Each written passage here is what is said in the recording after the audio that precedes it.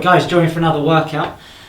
It's a back workout today, and today I'm being filmed by Ben is my brother. Yo, what's up, guys? That's proper zoomed in, Ben. Anyway, let's get warmed up and smash the workout. So let's do a static hold stretch here to warm up the lats. I'll hold for about 30 seconds each side. Then I'll warm up my rotator cuffs with this movement here before going into some very light rows. The aim for this is just to try and get the lats feeling warm, get some blood in there before actually doing some working sets. Right, first exercise we're going to do is a straight arm pull down. Reason I do this is it's the only exercise really to train back without activating your biceps, because my elbows are going to stay fixed throughout the whole range of the movement. So I'm going to do 2 feel sets. So the aim of this is not to go to failure, it's just to make sure I can feel like my lats are working, they're activated, and that should help me for all the other exercises. So 15 reps here, let's go. So not the easiest exercise this to maybe get the feeling of your lats working, but once you do get it right, it's a very good one for the reasons I said at the start. So really focus on driving the elbows back and try and keep them low, drive them almost into your hips, your waist area. So I've done 2 feel sets, so didn't go to failure, so we're going to do one more set. I'm going to do a rest pause set. So it's going to be heavy this time. I'm going to go to failure. When I hit failure, I'm going to count for 10 seconds, and then I'm going to do to failure again. So aim for about 12 reps, 10 seconds, and probably hopefully another 6-7 reps.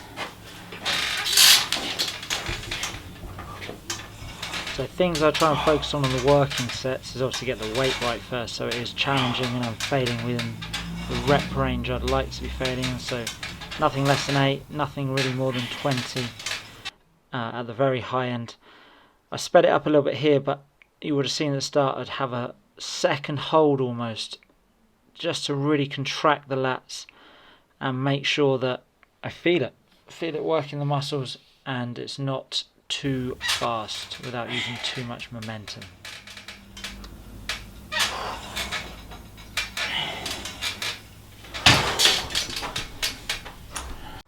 So I had the 10 seconds rest and jumped straight back on and go into failure again. As I start to fatigue, I don't quite get the full range of motion, but this is a really good way to up the intensity of your workouts. So lats feel pretty warm now, but I haven't strained the biceps at all. They haven't really activated too much, because like I said, it's all fixed in the elbow. So lats are warm. Going to move on to exercise number 2. Okay, so exercise number 2 is going to be a barbell row. I'm going to do 1 warm-up set here, only about 6 reps. Don't want to go to failure, don't want to fatigue the muscles just yet. We'll put some more weight on and then we'll do some working sets. Going to use the straps for these, so I can really try and minimise my gripping, not work too hard on my forearms and my biceps. Hope to just work on contracting the lats. So 6 reps here.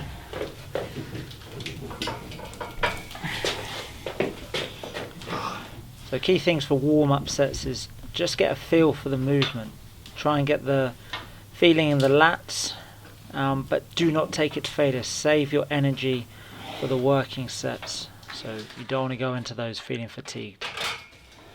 So first working set, did a warm-up set, did not go to failure. So now we're going to try and put the work in. So we're going to go to failure on this one. Might even do a couple of partials to really exhaust the muscles. So here we go. So get yourself set up right. So recently I've narrowed my grip on the barbell row. I used to go a lot wider grip, but since I've gone narrow I feel it a lot more in my lats. I'm trying to focus on pinning the elbows back and bring them into quite a low position. Having the narrower grip helps with that. I found when I had a wider grip I tended to row more up to where my chest was, so bar would be hitting lower chest, but now it's hitting, as you can see, under my belt. Going to try and push it to failure, so there might be a few here where you see the range of motion is getting a bit smaller. Second working set of this, we're going to do a drop set here. So I've got 90 kg on the bar, going to go to failure, don't know how many I'll get, we'll see. And then I'm going to strip off these 2 weights each side and or rep out again with a 60 kg. So doing a drop set is another great way of increasing the intensity of your workout. Instead of me doing the 90 kg and just putting the bar down and calling that a set, I'm going to strip the weight like I said and go on again till failure. Try and have as little rest as possible in between dropping the weight, so try and do that as quick as you can and get back straight onto the exercise.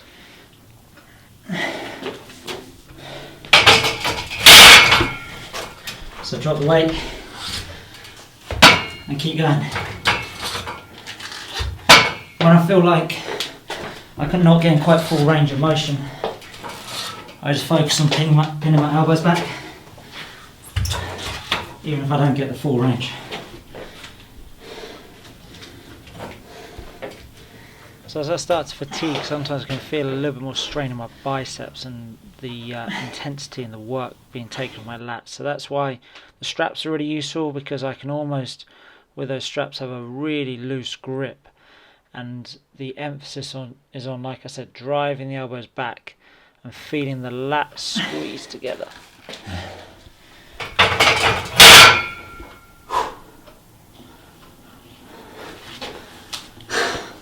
Okay, so the third exercise is going to be pull-ups. Pretty fatigued right now, so I don't know how many I'll get. Plus, we're in a garage, so won't be able to get full range, but we'll see how it goes.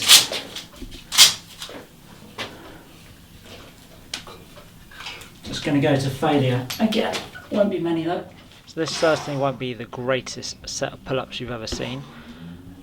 Looking back, could have had a greater stretch at the bottom, and obviously would have been good to get my head above the bar, but in the garage we're working with what we got. But it's still a great exercise to fatigue the lats, as it's not very easy to do a lat pull down in the garage. Get out in it, bro. Okay, second set, to try and up the intensity this time. When I fail, because I'm so close to the ground, I will just push myself back up, and I'll do 3 where I'm just controlling the negative part of the movement. So to failure, and then 3 extra negatives at the end.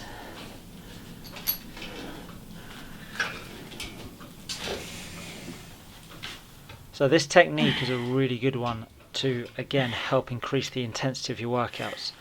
So most people fatigue firstly on the concentric phase of the movement. So on this one it's me pulling myself up, but I will still have some strength left in the static hold portion and the eccentric, so lowering myself down. So by jumping back up I can fatigue the eccentric phase of the movement as well. That was tough.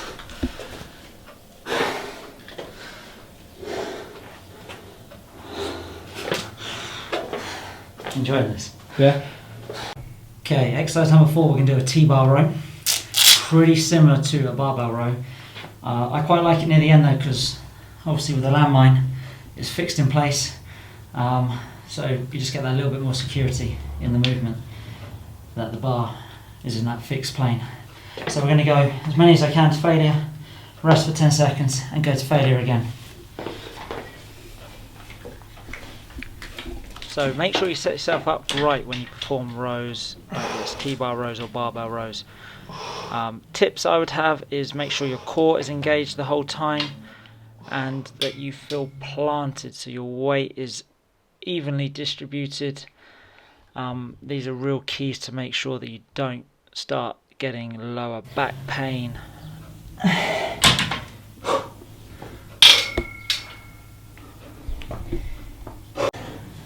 7, 8, 9. So during your 10-second rest period, focus on your breathing. This should help your recovery. Max rest, max training technique is a really good one. If you're someone who wants to up your intensity, I'd thoroughly recommend trying that. Okay, so last thing now, 5th exercise or 5th working sets. We are going to do a lat pull down into a standing underhand row. Now, with this cable, the full stack isn't quite heavy enough to do pull down for me anyway.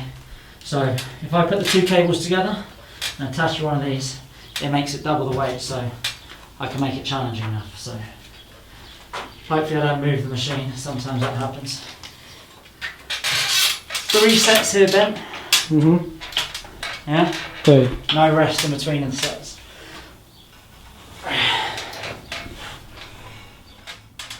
So this exercise is a little bit trickier than performing a lat pull down in a normal gym.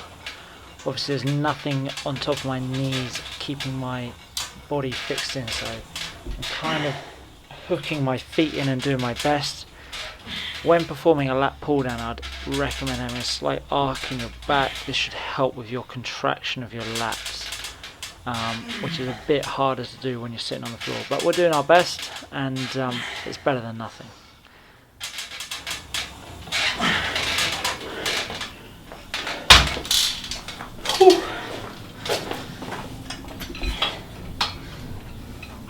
So again, minimal rest, straight across. The reason I choose to do underhand row is I feel it hits my lower lats a little bit more. I should probably do more exercise to my lower lats because I feel like this is a bit of a weakness of mine. My muscle mass in my back seems to be mostly in my upper portion, so my traps, etc. But anyway, that's the movement I choose to do, and I have a little stretch at the bottom of the movement. Oh, pretty tough right now. I'm dead. Still videoing? Yeah. 2 more times, and then we're done. Ben's asked me to do this one topless, so I never said that. Let's go then, Ben. Don't be shy. Oh, God, that feels heavier. So I only have about 30 seconds rest in between each superset here. Try and keep the intensity pretty high towards the end of the workout. I'm not lifting ridiculously heavy weights here. Obviously I'm pretty fatigued at this point, so the way I'm increasing the intensity is by minimal rest and supersetting. I tend to use more cables towards the end of the workout because they provide that constant tension and a fixed range of movement. As I fatigue, that is useful to have. So I tend to stick to more heavier barbell, dumbbell and body weight movements at the start of a workout, and then as the workout goes on and I get more fatigued, more cable work and more isolation movements.